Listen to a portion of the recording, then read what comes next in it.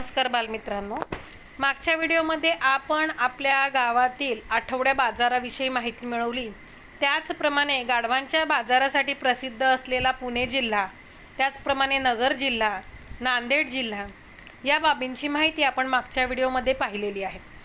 बघा, जसं पाठाच्या सुरुवातीला आपल्याला एका चौकटीमधील गावांची नावं शोधून लिहायला सांगितलेली होती, त्याचप्रमाणे पाठाचा शेवट करताना या व्हिडिओमध्ये आपल्याला बघा शेजारी एक चौकट दिलेली आहे आणि त्या चौकटीमध्ये व्यक्तीचं नाव, गावाचं नाव, नातेसंबंध, प्राण्याचे नाव, भाजीचे नाव दडलेले आहे ते शोधा असं सांगितलेलं आहे।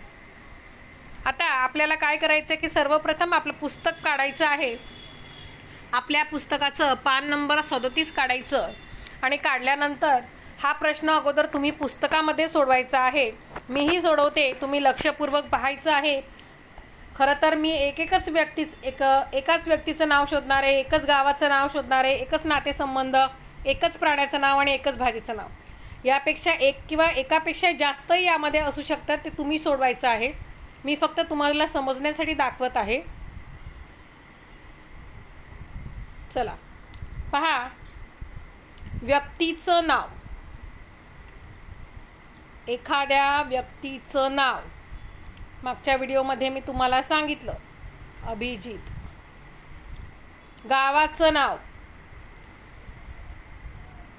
कोल्हापूर, नातेसंबंध काका, अजूनही आहेत या व्यतिरिक्त 2-2, 3-3 सुद्धा असतील, ती तुम्ही शोधायची आहेत।